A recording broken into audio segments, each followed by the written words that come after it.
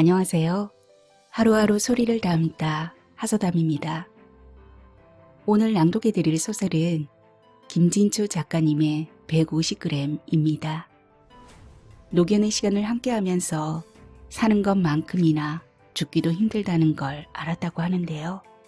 사생의 문을 지나 새 몸을 입은 가을이를 위한 소설입니다. 그럼 지금부터 소설 낭독해드리겠습니다. 구독과 좋아요는 하소담 사랑입니다. 끝까지 함께 해주세요.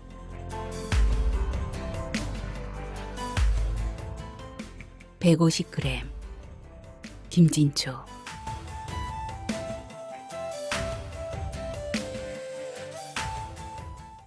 너를 안고 너를 소멸하러 간다. 두 손으로 너의 작은 육신을 소중히 받친 채 간다. 혹시라도 허리가 휠까 싶어 사이사이 내 몸이 반듯한지 확인한다. 이제 보내면 다시는 못 만질 몸뚱이다. 식어버린 내 얼굴을 쓰다듬는데 문득 눈을 열고 나를 바라보는 너. 백내장으로 시력을 잃으면서 무한대를 보던 내가 나를 본다. 먹먹하고 막막하다. 그래. 가을아, 여기가 끝이야. 끝까지 살아내느라 정말 애썼어. 그동안 우리 피차 준비 많이 했잖아. 그러니까 이제 그만 안녕하자. 눈시울이 뜨거워지면서 너의 얼굴로 후두둑 눈물이 떨어진다. 옆자리에 딸이 볼까 싶어 손바닥으로 너를 가리고 눈꺼풀을 쓸어내린다. 뜨거운 액체가 들어가 윤활유가 됐는지 벌어진 너의 눈이 수월하게 닫힌다. 감긴 눈이 다시는 열리지 않게끔 단호하게 압박한다. 한 움큼의 사근 파리가 훑고 지나간다. 내장이 온통 쓰라리다. 너를 보내면서 온몸의 표피와 내 피가 오그라들고 작아지는 것 같다. 구석구석 촘촘해진다. 이렇게 떨켜가 만들어지면 좋겠다. 숨이 끊어지자마자 나는 너의 눈꺼풀부터 덮어주었다. 너희 종족들은 대부분 눈을 뜨고 죽는데 감기기가 어려우니 때를 놓치지 말고 재빨리 감겨야 한다고 들었다. 너는 좀처럼 눈을 감지 않았다. 아래 위 눈꺼풀을 잡아당겨 길게 느렸다가 천천히 놓아주면서 눈동자에 눌러 붙여줘도 잠시 후면 다시 벌어졌다. 다른 건 생각할 겨를도 없었다. 왜 그런지 나는 너의 눈을 감겨주는 게 지상 최고의 과제인 양 그것에 집착했다. 너를 소멸하러 가는 차 안에서 다시금 반쯤 눈을 뜬 너. 너는 아직 이 세상을 닫고 싶지 않은 걸까? 우리가 너무 서두르는 건 아닐까? 건드리기만 해도 눈을 뜨는 걸 보면 아직 확신이 없어 내가 고정되지 않은 건 아닌지 의심스럽다. 아들이 모는 승용차 안 누구도 입을 열지 않는다. 훌쩍이는 소리도 들리지 않는다. 너와 가장 각별했던 딸조차 창밖만 내다볼 뿐 묵묵 모두가 약속이나 한 듯 현묵하게 김포로 가는 길이다. 15년이나 함께 산 너를 소멸하러 가는 저녁나절. 애기 북로에 접어들기 전 서쪽 하늘로 불타는 노을이 내린다. 너도 저물고 오늘도 저문다. 엄마, 가을이 살아난 거 아냐? 이것 봐, 몸이 따뜻하잖아. 딸이 너를 만지며 거의 울 듯한 표정으로 나를 바라본다. 내가 계속 너의 몸을 주물러 주면서 체온이 옮아가서 그럴 것이다. 개의 체온은 사람보다 1도 높다. 겨울이면 너를 난로처럼 끌어안고 살았다. 내가 나눠주던 체온을 마지막 가는 길에 나도 나눠줄 수 있어 다행이다. 막상 도착한 반려동물 장례식장은 이름이 너무 가벼워서 서럽다. 하이루라니. 지난 세기 채팅용 인사말이라 해도 일본어 들어가다라는 뜻이라 해도 별로긴 마찬가지다. 나는 건불처럼 가벼운 너를 아는 채 하이루에 들어섰다. 뒤에 딸과 아들 부부가 따라 들어왔다. 저녁 7시 반. 사위는 어두워지고 로비엔 젊은 남자 직원이 자리를 지키고 있었다. 여기는 연중 무휴로 24시간 운영한다. 직원의 안내에 따라 독립형 가족 추모실로 이동하는데 직원이 말한다. 2분만 따라오십시오. 나머지 2분은 쉼터에 계시고요. 2분씩 교대로 참관하실 수 있습니다. 코로나19 방역 지침을 깜빡했다. 낮에는 4인까지, 저녁 6시 이후에는 2인까지 모임이 가능하단 걸. 아들 부부는 기다리고 딸과 내가 먼저 들어간다. 어느새 직원은 딸이 휴대폰으로 전송한 너의 사진을 모니터에 띄우고 딸은 하얀 밑반에 굽다시 안치된 너를 쓰다듬으며 오열한다. 드디어 터진 것이다. 나는 가만히 서서 내가 부디 편안하게 사후세계로 건너가기를 기도한다. 딸의 등을 토닥이며 너의 얼굴과 몸을 단정하게 매만진다. 딸이 너의 얼굴을 들여다보며 말한다. 엄마, 가을이 얼굴이 너무 예뻐. 이 얼굴이 어떻게 죽은 얼굴이야?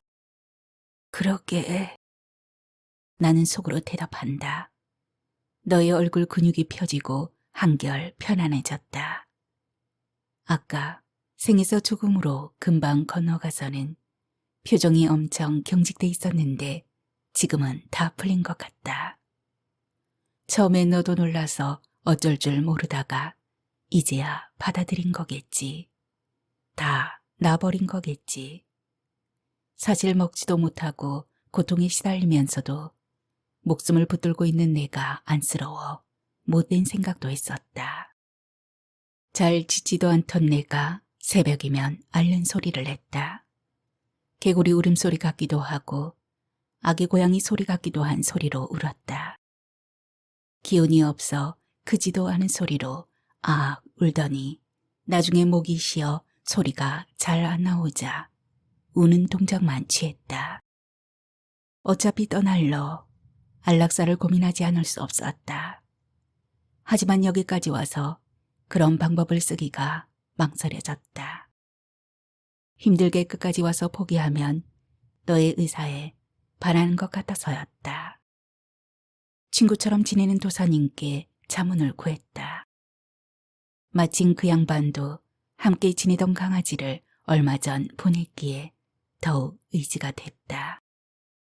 저승길로 나서기가 어찌 그리 힘든지 애쓰는 가을이가 안쓰러워 죽겠어요. 어젯밤에 간신히 고비 넘기고 지금은 휴식 중이에요.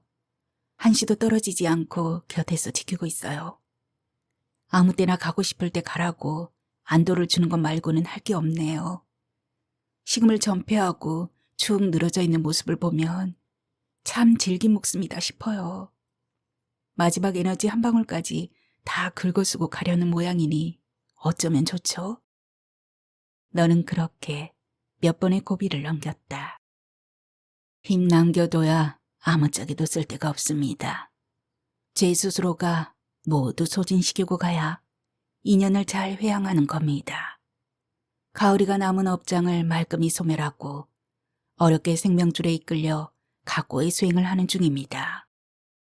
그동안 서운한 거 있으면 모두 풀고 가라 이러고 좋은 말 많이 들려주면 가는 발걸음이 가볍겠지요. 대방광 불화엄경, 대방광 불화엄경. 도사님 조언에 나쁜 생각이 가뭇없이 날아갔다. 관여하지 말자. 가만히 두자. 곁에 있기만 하자. 병원도 약도 끊고 모든 걸 내게 맡겼다. 너 스스로 길을 내 가기를 바랐다. 그래도 가끔은 힘들면 가. 아무 때나 가도 돼.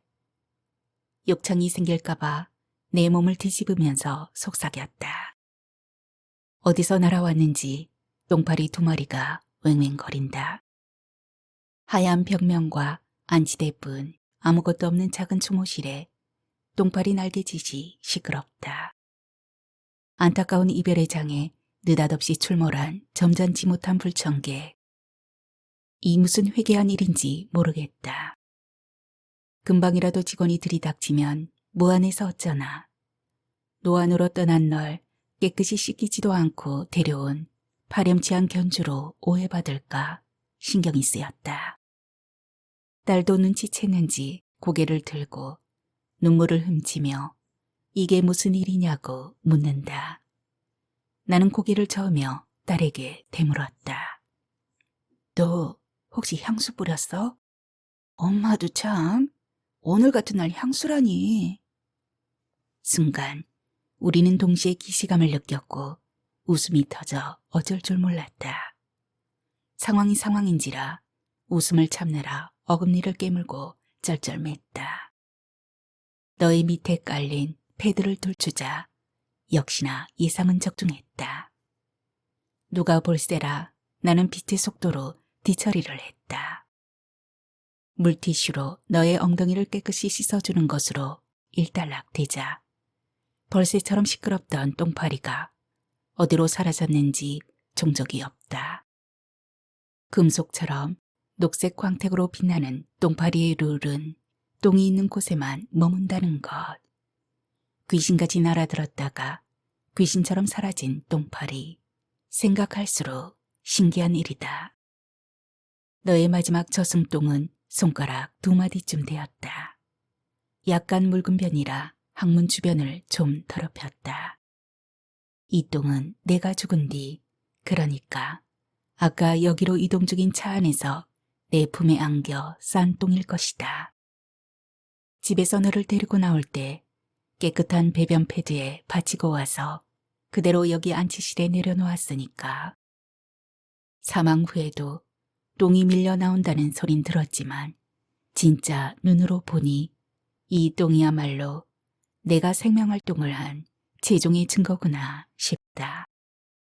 그걸 어찌 알고 차에서 내려온 우리를 따라온 똥파리도 다시 생각하니 고맙다. 조문객 같아서다. 오늘 우리는 아픈 너를 두고 점심을 먹으러 나갔다.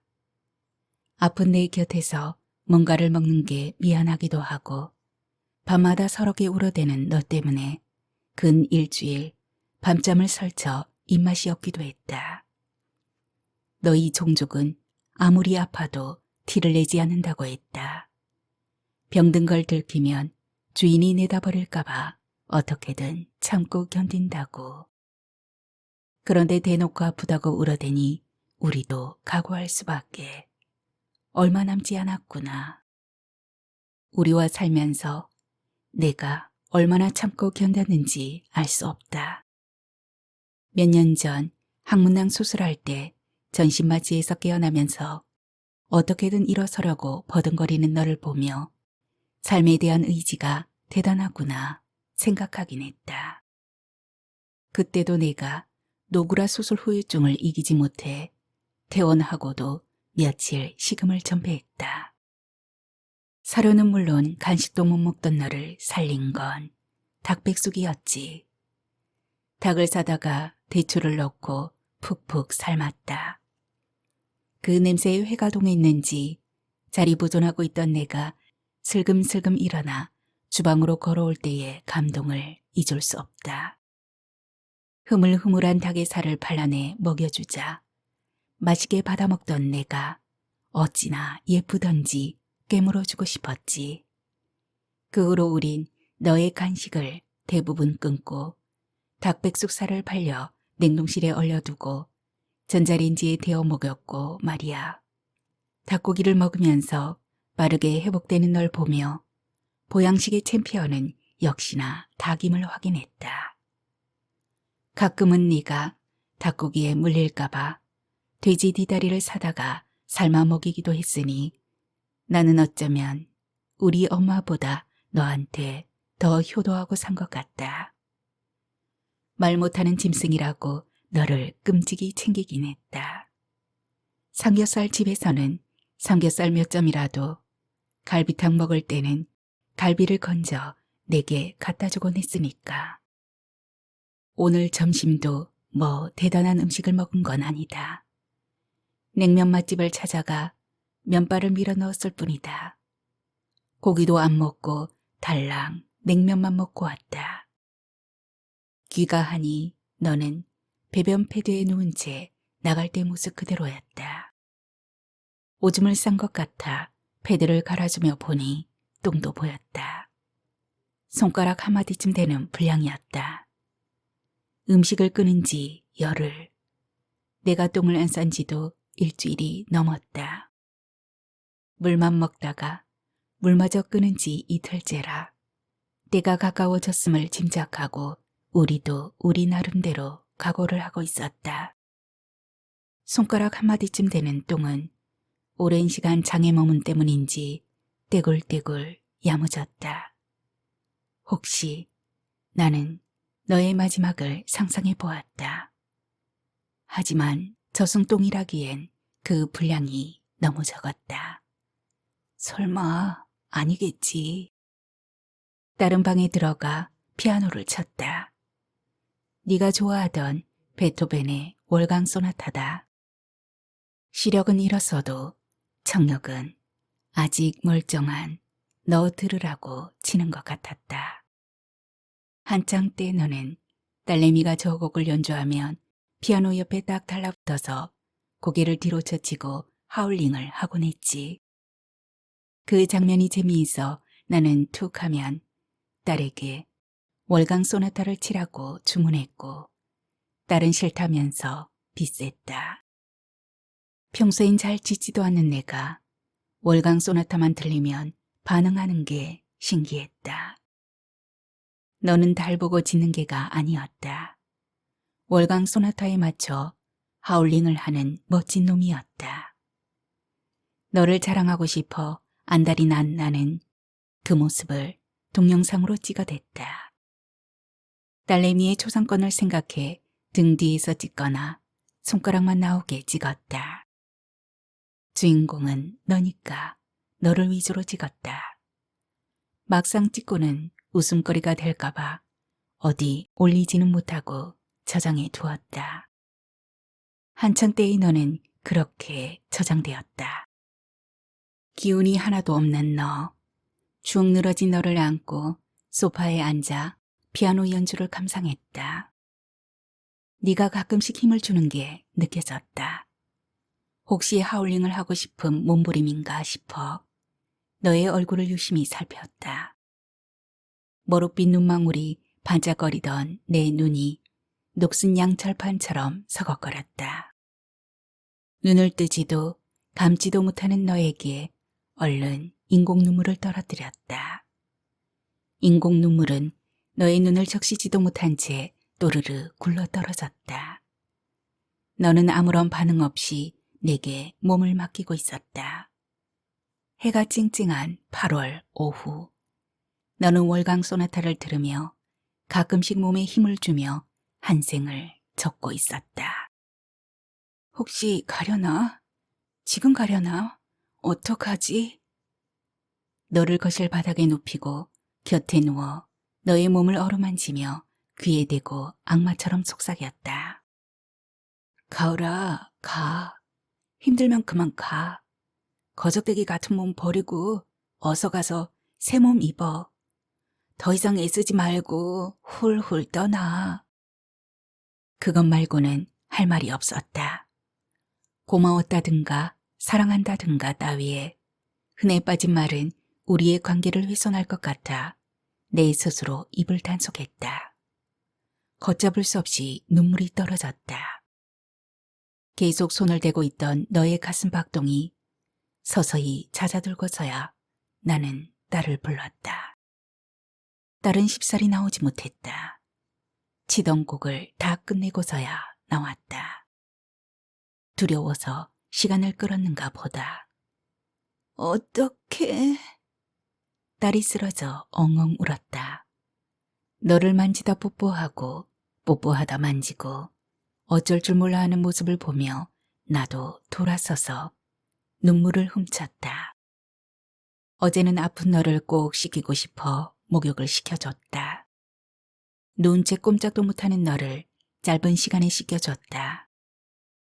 그러자 너도 기분이 좋아 보였다. 네가 젊을 땐 2, 3주에 한 번 씻겼는데 네가 아프고 나선 일주일에 한 번 씻겼다. 그러다가 몸져 누운 뒤엔 더 자주 씻겼다. 언제 일을 당할지 모르니 늘 깨끗해야 했다. 딸이 거즈 수건을 적셔와 너의 얼굴과 손발을 닦고 다시 빨아와 너의 항문을 정성 들여 닦아주었다. 나는 눈을 뜬 채로 떠난 너의 눈을 감겨주느라 자리를 뜰 수가 없었다. 아마도 10분 이상 내 눈을 감기고 있었을 것이다. 아들에게 문자를 넣었다. 너한테 뭔 일 생기면 언제든 바로 연락을 달라고 신신당부했던 아들이다. 아들이 올 때까지 뭘 하고 있어야 할지 몰라 서성대다가 유튜브에서 불경을 찾아 들었다. 12시간 동안 반복되는 반야심경이다. 목탁 소리와 함께 익숙한 독송이 들리자 정신없이 부유하던 마음이 기댈 그루터기를 만난 듯 중심이 잡히고 분위기도 숙연해졌다. 나는 조심스럽게 딸에게 물었다. 오늘 가야지? 딸이 고개를 끄덕였다. 의외였다. 누구처럼 우리 딸도 죽은 너를 곁에 두고 며칠씩 동침할까 걱정했는데 아니어서 천만다행이었다. 딸도 나도 각자 미리부터 여기저기 알아보았다. 이왕이면 가까운 곳으로 가자고 하자 딸이 안 된다고 잘라 말했다. 국가로부터 허가를 받지 않은 곳은 믿을 수 없다는 이유였다. 들리는 말에는 강아지들을 한꺼번에 화장한 뒤 유골을 모아 분골해서는 대충 나눠 담아주기도 한다는데 딸은 바로 그걸 염려하는 눈치였다. 잘 모를 땐 동물병원에 의뢰하는 방법도 괜찮을 거라 생각했다. 알고 보니 그런 방식은 사체들을 냉동실에 모아뒀다가 한꺼번에 가져가 화장하기 때문에 오랜 시간이 경과한다. 또한 그런 방식이야말로 한꺼번에 화장하고 분골해 나눠 담을 가능성이 농후했다. 그건 오랜 세월을 함께한 반려동물에 대한 예가 아니다. 이보다 더한 경우는 의료 폐기물 봉투에 버려져 소각되는 아이들일 테지만 그냥 묻어도 위법이고 화장한 분골을 아무데나 뿌려도 위법인데 의료 폐기물 봉투에 담아 버리면 합법이라니. 이야말로 합법의 편협성의 전형 아닐까 싶다. 나는 딸의 의견에 무조건 따르기로 했다. 너를 곁에 두겠다는 말만 안 하면 그걸로 좋겠다. 잠시 후 며느리가 왔다. 오빠는 좀 이따 올 거예요. 아들은 특강이 있어 휴일은 오늘도 나갔다고 했다. 1시간쯤 있으면 올 거란다. 같은 아파트 이웃에 살지만 우리는 잘 안 만난다. 대체로 특별한 날이나 명절에만 본다. 피차 그게 좋다. 나는 며느리에게 진즉에 말했다. 너는 시댁이 춘천이나 홍천쯤이라고 생각하고 살아라. 이웃이다 싶으면 좀 신경 쓰이겠니? 그건 나도 마찬가지야. 그러니까 우리 말이야. 2시간 되는 거리에 산다 생각하고 살자. 알았지? 말은 그렇게 했지만 딸과 함께 해외여행이라도 가게 되면 너를 아들 며느리에게 부탁했다.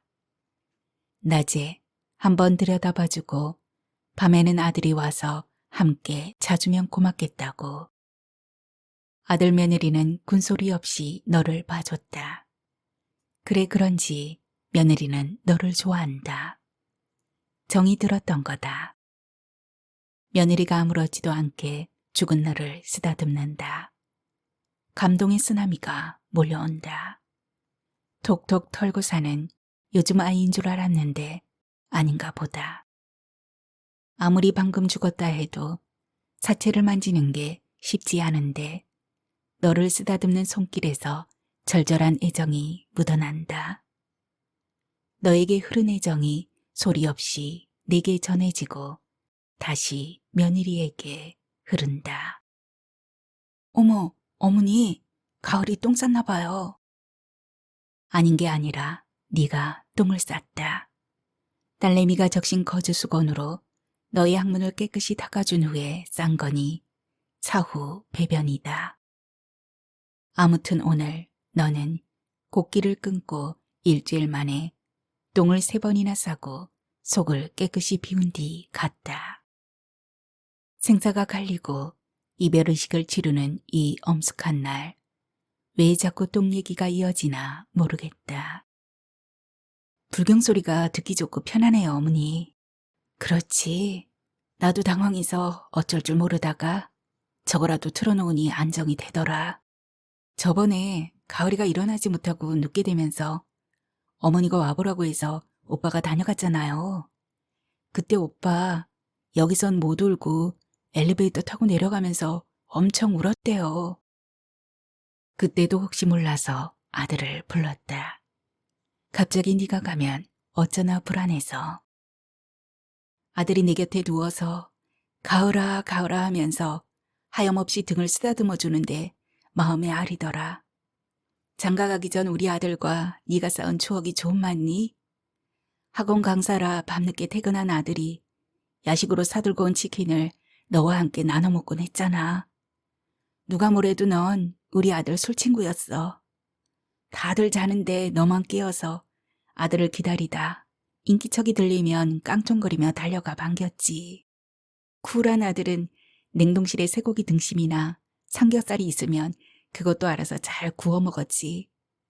집 근처 푸드트럭에서 장작구이 치킨도 자주 사왔고 말이야. 밤늦은 조한상에 곁다리로 앉은 너는 고기 받아먹는 재미가 쏠쏠했지. 빨리 주지 않으면 앙앙거리면서 보채기도 하고 말이야. 그 재미에 우리 아들이 덜 외로웠을 거야. 어느 해인가 내가 말했지. 야 아들, 너는 허구한 날 술친구 해준 가을이한테 술 한 번도 안 사주고 입 싹 씻을 거야? 요샌 애견용 수제 맥주도 있다던데 넌 모르는겨? 강아지 전용 흑맥주가 나왔다는 기사를 어디선가 보았다. 오리 육수에 비타민 B가 풍부한 유기농 보리로 만들고 당연히 알코올은 없는 영양음료라고 했다. 그때가 설날 즈음이었는지 강아지용 떡국과 함께 아들이 사온 애견 맥주에 너는 입도 대지 않고 도망쳤다. 내 입에 맞지 않았던 거다. 그래도 너에게 트레디한 음식을 내놓는다는 사실만으로도 나는 흡족했다. 유치하게도 너한테 할 만큼 했다는 명분이 필요했나 보다. 나는 너를 처음 데려왔을 때 엄마, 저는 강아지 안 좋아하니까 기대하지 마세요. 아들은 딱 잘라 말했다. 딸은 너를 환호했다.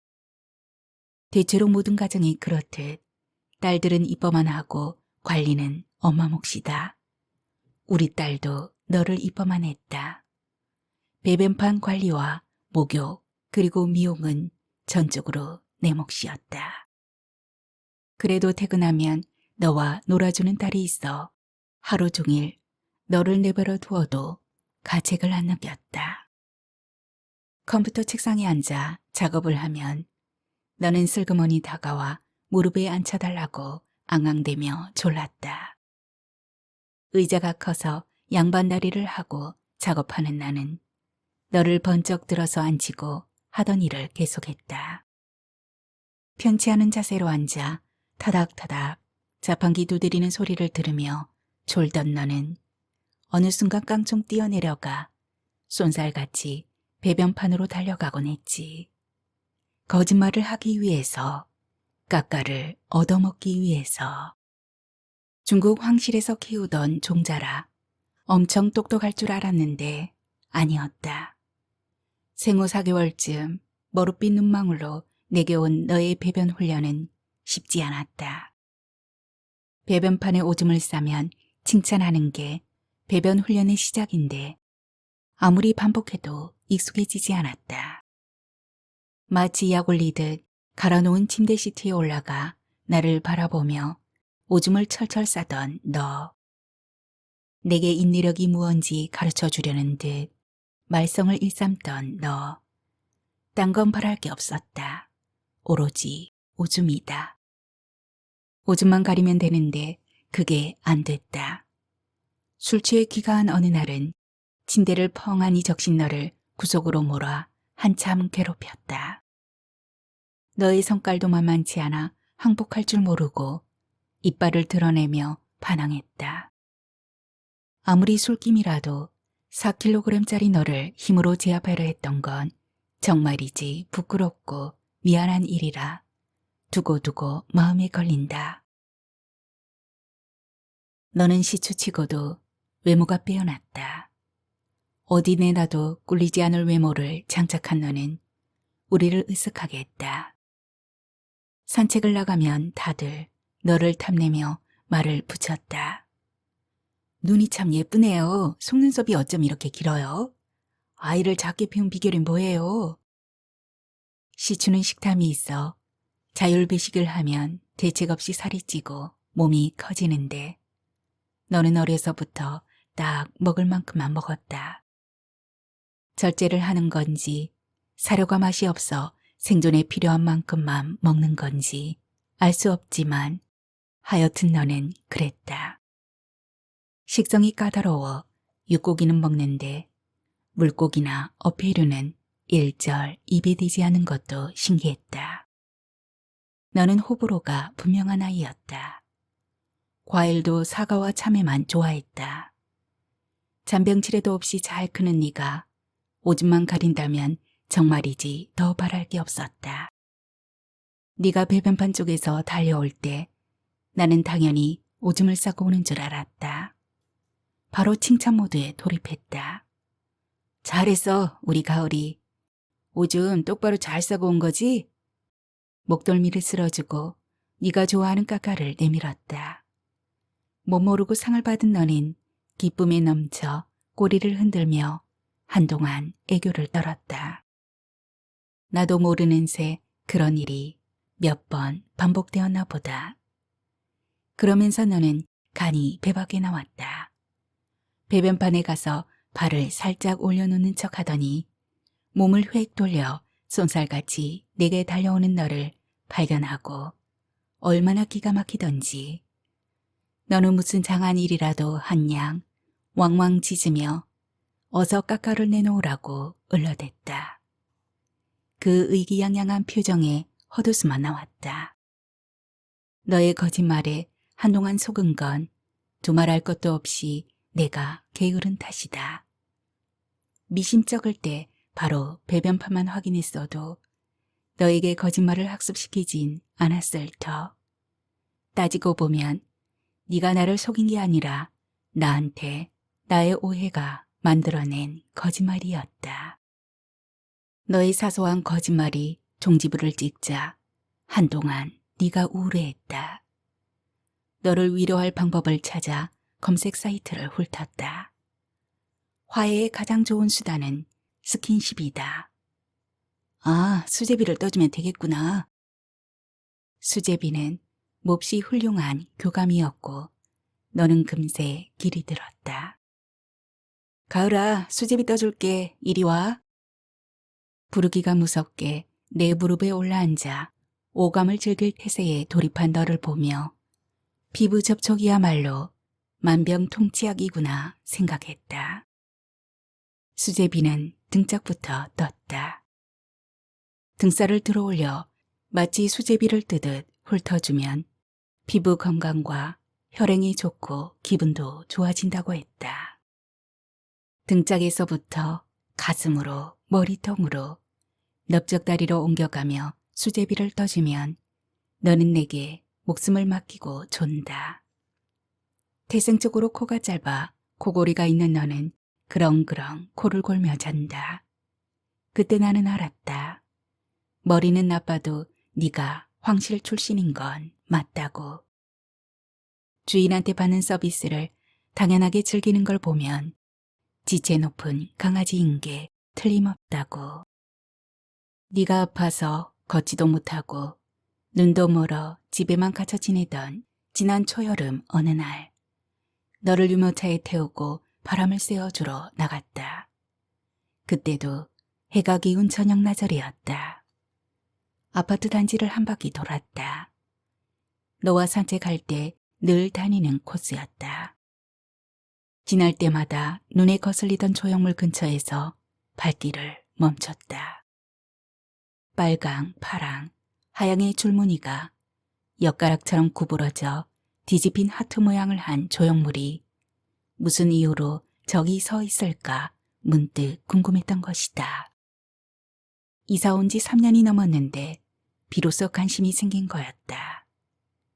유심히 보자 그것은 안과 밖에 구별이 없는 2차원 도형 메비우스의 띠였다. 메비우스의 띠를 배경으로 고인돌처럼 생긴 바위에 너를 잠시 내려놓기로 했다. 끝이 보이는 너, 우리와 다른 방향으로 몸을 트는 너. 네가 우리 곁을 떠난다 해도 메비우스의 띠처럼 연결돼 있겠지. 안과 밖, 삶과 죽음은 이어져 있으니까. 목숨의 위기를 느껴보지 않은 나는 그렇게 또 허세를 부렸다. 유모차에 얌전히 있는 너를 꺼내는데 너의 가슴이 빠르게 뛰었다. 네가 흥분했다는 얘기다. 앞이 보이지 않는 네가 혹시라도 발을 잘못 디뎌 떨어질까봐 내 손이 너의 근처를 맴돌았다. 너는 보이지도 않는 눈동자가 하얗게 변해버린 수정체로 사방을 두리번대며 코를 벌렁거렸다. 기분 좋은 바람이 털을 간지리자 네가 웃었다. 입을 크게 벌리고 분홍빛 혓바닥을 길게 내민 채 환하게 웃었다. 나는 재빨리 휴대폰을 열고 뒷걸음쳐 몇 컷 눌렀다. 오랜만에 보는 너의 밝은 표정이었다. 나도 덩달아 기분이 좋아졌다. 내친 김에 길 건너 화동공원으로 향했다. 너를 위해 좀 더 봉사하자 마음먹었다. 계란 모양으로 갸름하게 생긴 트랙을 사람들이 걷고 있었다. 운동하는 이들에게 방해가 안 되게 유모차를 몰았다. 기분이 업된 네가 벌떡 일어섰다. 3년 전만 해도 너는 유모차를 태워주면 이내 기분이 좋아서 마치 카퍼레이드라도 하는 양 두 발을 올려 뻗치고 서서 머리털을 휘날리며 세상을 구경했다. 그 추억이 생각났는지 네가 자꾸 유모차 앞쪽 쫄대에 올라서려 했다. 나는 그런 너를 주저앉혔다. 목 디스크로 고생하던 너였다. 그런 자세는 무엇보다 목에 좋지 않았다. 유모차 바닥에서 불만스런 소리를 내던 네가 엉덩이를 들썩이며 자꾸 자리를 옮겨 앉았다. 얘가 왜 이러지? 카퍼레이드를 거절당해 불만인가? 아무리 그래도 난 너의 요구를 들어줄 수 없었다. 고슴도치처럼 수많은 침을 꽂고 두려움에 떠는 널 다시는 보고 싶지 않았기에. 잠시 유모차를 세워놓고 공원의 즐비한 운동기구 중 롤링 웨이스트에 올라서서 허리 운동을 하는데 메타스콰이어 굵은 둥치가 눈에 들어왔다. 양손에 생수병을 들고 파워워킹하는 여자들이 연이어 지나갔다. 대한민국 사람들은 모두 운동 중독에 걸린 것 같다. 여자들은 걷고 남자들은 뛴다. 비가 와도 우산을 받고 걷기 운동을 하는 게 보통이다. 모처럼 강아지 산책시켜주러 나왔다가 시시한 운동기구나 잠깐 타보는 나는 이 나라 사람이 아닌 것 같다. 다들 운동에 열심이고 진심이다. 뭘 해도 열심이고 진심인 민족이라 신압으로 선진국 반열에 올라섰을 것이다. 일이건 노래건 춤이건 게임이건 미친 듯 열심히 해서 최고가 된 사람이 좀 많은가? 뭐 아니면 도. 그게 우리의 민족성이지 싶다. 매사에 열심히 내 나라 사람들이 믿음직스러우면서도 가끔은 징그럽다는 생각도 든다. 그렇게 열심히 한 끝이 뭘까? 뭘 위해서 그러는지는 알고 하는 걸까? 늘 그런 의문이 맴돌았다. 난 질량 보존의 법칙을 철석같이 믿는다. 행복 총량의 법칙, 지랄 총량의 법칙도 믿는다. 열심히 살면 살수록 그 끝엔 좌절과 허무 따위에 구멍이 기다리고 있을 텐데도 살살하기가 어려운 민족이다. 죽어라 일하고, 죽어라 놀고, 죽어라 먹고 마시고, 죽어라 뛰고. 곁에 무뚝뚝하게 서 있는 메타세카이어에게 속삭였다. 네가 이겼다. 메타세카이어는 가만히 서서 소리 없이 세포 분열하는데 사람들은 땀을 뻘뻘 흘리며 뛰거나 걷는다. 나는 롤링 웨이스트에 올라 좌우로 몸을 흔들어댄다. 사람들은 모두 공기를 흐트리며 시끄럽게 소멸하는 중인데 멀대 같은 메타세카이어는 가만히 서서 의젓하게 성장하고 있으니 아무리 수선을 떨어봤자 게임이 안 되는 것이다. 너도 마찬가지다. 식물만은 못하지만 사람보다는 의젓하다. 그러니까 나는 너한테도 졌다. 그동안 살면서 널 부러워한 적이 얼마나 많은지 모를 거다. 특히 경제적으로 고통받던 시절엔 빚없이 사는 네가 어찌나 부럽던지. 세상의 모든 생명은 아무런 빚 없이 주어진 삶을 살다 가는데 잘났다고 우쭐대는 인간들만 열애를 자청해서 부자고 가난뱅이고 빚을 이고 산다. 빚을 저울질하며 행복과 불행의 무게를 잰다. 때때로 사람 아닌 생명을 부러워하면서 유모차를 끌고 계란 모양의 트랙을 두어 바퀴 도는데 이상하게 파리가 깨었다. 그것도 유모차 근처에 집중적으로. 나는 손을 휘저으며 파리를 쫓았다. 지난 2월 목 디스크에 걸리면서 너의 건강은 하얀 곡선을 그었다. 침대에 연결된 계단을 못 오르더니 배변판까지 가는 것도 힘겨워했다. 걔한테도 목 디스크가 있는 줄 몰랐다. 수소문 끝에 침 치료를 전문으로 하는 동물병원을 찾아가니 전국 각지에서 몰려든 강아지가 수두룩했다.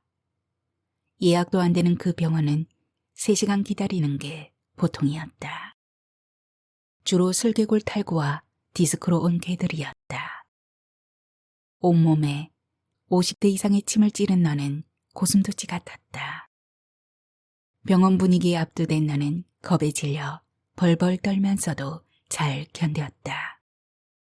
그러다가 9번째 침을 맞으러 가던 날 차 안에서 오줌과 똥을 지리며 사시나무처럼 떠는 널 보고는 더는 아니구나 결정했다. 그동안 침의 효과를 봐 걷는 게 많이 좋아지기도 했기에 여기까지다 하고 손을 들었다. 일주일에 2번씩 가던 병원길을 눈에 익힌 네가 그 길에 접어들자마자 공포를 느낀 거였다. 그렇게 너는 목 디스크를 시작으로 백내장이 오고 오래 사용한 내장기관들이 도미노처럼 차례차례 무너졌다. 여름이긴 해도 저녁나절이라 혹시 바람이 찰까봐 유모차 바닥을 폭신하게 깔고 얇은 담요를 덮어주었다. 담요를 걷어차고 뛰어오르는 네 엉덩이가 수상했다. 다가가 확인하니 아뿔싸 똥이 벌창이었다. 엘리베이터를 타면 냄새가 진동할 텐데 어쩌나 집까지 가는 길이 까마득했다. 너는 공원에 들어서고 얼마 되지 않아 똥을 쌌나 보다. 똥파리가 그때부터 따라다녔으니까. 내막을 모르는 나는 왜 파리가 우리 유모차만 따라다니나 의아했다. 휴지로 분변을 수습해 화장실에 버리고 오자 감쪽같이 사라진 똥파리. 똥파리 사건을 그날 저녁 딸에게 들려주면서 공유하게 되었고 그 때문에 웃음폭탄이 터진 거였다. 먹이 사슬을 따라온 추모객. 똥파리가 너의 마지막 길을 배웅할 줄은 차마 몰랐다. 1시간 정도 머물자 너는 따뜻한 유골함으로 돌아왔다. 아직 화기가 식지 않아 따뜻한 너를 안고 집으로 데려와 무게를 재보니 150g. 식음을 전폐하면서 3kg으로 줄었던 네가 20분의 1로 축소돼 돌아왔다. 엄마, 사람이 죽으면 먼저 하늘나라에 가 있던 반려동물이 마중 나와서 기다린다는 얘기가 있던데 우리 가을이도 그럴라나? 아들의 실없는 말에 면박을 준다. 염치도 없다 넌. 술도 못 먹는 가을이가 살아생전에 그만큼 술 친구해줬으면 됐지. 뭘 더 바라냐? 맞아. 우리 가을이는 우리가 죽기 전에 사람으로 태어날 거야. 걔 다음엔 사람으로 윤회한다고 하던데 뭐. 나는 딸이 너를 요즘 유행하는 메모리얼 스톤으로 만들자고 할까봐 걱정했다. 2년이 끝나면 깨끗하게 놓아줘야 하는데 붙들고 늘어지면 어쩌나 싶었다. 우리는 깔끔하게 그냥 화장해서 너와 함께 오르내리던 호봉산 양지 쪽에 묻어주는 것으로 합의를 보았다. 150g으로 축소된 너를 머리맡에 두고 거실에서 딸과 함께 잤다. 15년을 함께 산 넌데 소속이 달라지고 딱 하룻밤만 자고 산으로 간다. 아이비 화분, 꽃삽, 막걸리 따위를 들고 간다. 딸과 아들도 휴가를 내 함께 간다. 다들 네가 고마운 거다. 이런 식으로라도 마음을 전하고 싶은 거다. 네가 알건 모르건 우린 우리식으로 마음의 정성을 낸다. 네가 떠난 뒤 헛헛하게 빈자리를 마주할 때 덜 미안하고 싶어 애쓰는 거다. 4kg의 너와 종종 오르내리던 산을 150g의 너를 안고 오른다. 한창 때 너는 여기만 오면 신바람이 나서 뛰어 올라갔다. 혈압이 높은 나는 헉헉대며 쉬엄쉬엄 올라가다 네가 눈에 안 보이면 가을아, 가을아 불렀다. 너는 쏜살같이 나를 향해 뛰어내려왔다가는 곧바로 방향을 틀어 다시 뛰어 올라갔다. 기운이 남아돌던 좋은 시절이었지.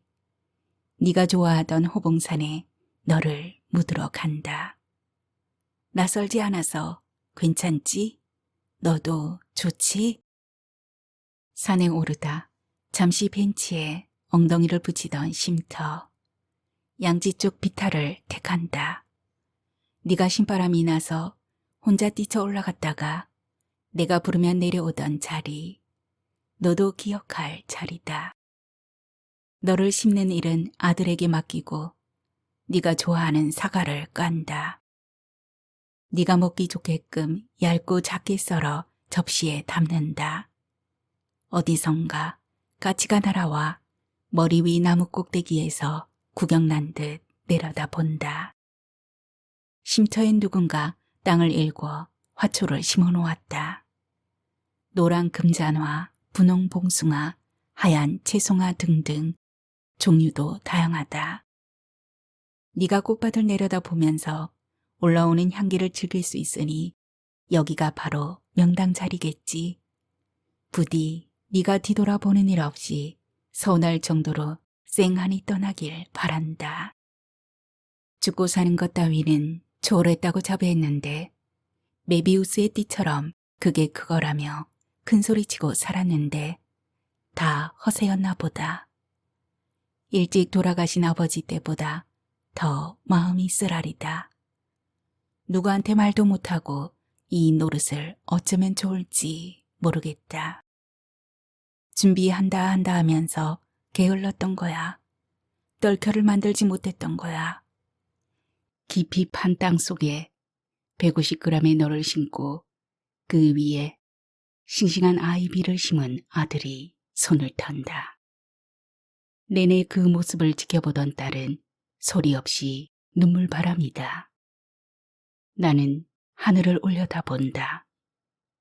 아청색 옷을 입은 마지막 너의 모습이 푸른 하늘에 뜬다. 목에는 하얀 바이어스가 달려있어 마치 동정을 탄 것 같다. 네가 죽기 일주일 전 딸이 사온 다 나은 옷이다. 딸은 너에게 새 옷을 입히고 싶었나 보다. 아청색은 품이 있고 고급스러워 골룡포에 쓰이던 색이다. 푸른 하늘에 검푸른 아청색으로 떠오른 네가 먼 하늘을 올려다본다. 네가 아득히 먼 곳을 본다. 나는 볼 수 없는 곳이다. 이렇게 멀어지는 거구나. 영영 떠나는 거구나. 네가 술친구 해줬던 아들이 너에게 막걸리를 한 잔 따른다. 나머지는 곁에 있는 나무들한테 목 좀 죽이라고 밑동에 붙는다. 사과 몇 점도 고수레로 나무 밑에 던진다. 잠시 후 머리 위에 있던 까치가 사뿐히 내려오더니 사과 조각을 물고 올라가 나뭇가지에 앉아 시식한다. 사과 조각을 좀 더 던져주자 까치가 수시로 오르내린다. 사람을 별로 경계하지 않는 눈치다. 오르내리는 까치 때문일까? 아직 때도 아닌데 낙엽 몇 장이 떨어진다. 오비일학이다. 까치가 아니라 떨켜로 인해 떨어진 것일 게다. 건강이 나빠지면서 너는 뽀뽀를 사양했다. 짓이 나면 뽀뽀뿐 아니라 순식간에 혓바닥까지 쑥 들어왔다 나가는 적극적인 애정 공세에 너였는데 병이 깊어지면서 뽀뽀를 기피했다. 뽀뽀를 하자고 하면 기겁을 해서 얼굴을 돌렸다. 너를 위해서도 우리를 위해서도 그게 옳았을 것이다.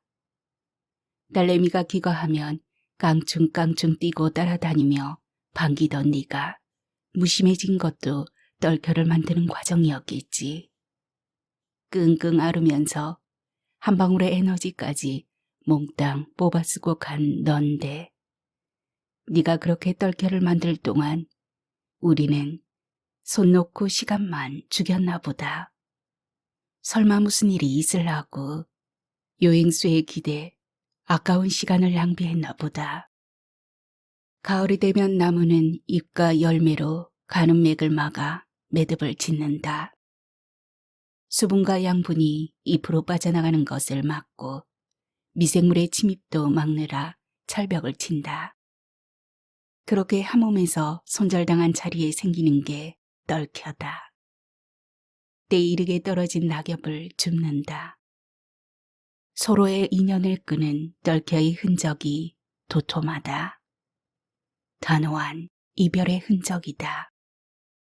말로만, 생각만으로만 이별을 준비한 우리는 150g의 너를 호봉산에 심어놓고 셋이 돌아가며 발로 꼭꼭 밟는다. 발등에 눈물을 똑똑 떨어뜨리며 단단해져라, 단단해져라 체중을 싣는다. 150g 너의 생애에 붙들린 우리는 아무래도 한동안 떨켜가 없는 참나무 가랑잎처럼 너한테 매달려 바스락대며 시끄러울 것 같다. 바위 없는 슬픔은 힘든 게 당연하고 힘이 들어야 힘도 생길 테니 당분간은 너를 보내지 못할 것이다. 우리한테 별리의 힘이 생길 때까지 기다려줄 거지? 평생 우리를 기다려준 너한테 끝내 기다려달라고 부탁하고는 스스로도 멋쩍어 하늘을 올려다 본다. 아청색으로 떠오른 네가 그럴 줄 알았다는 표정으로 웃고 있다. 느긋하게 행복한 분홍색 혓바닥을 길게 내밀고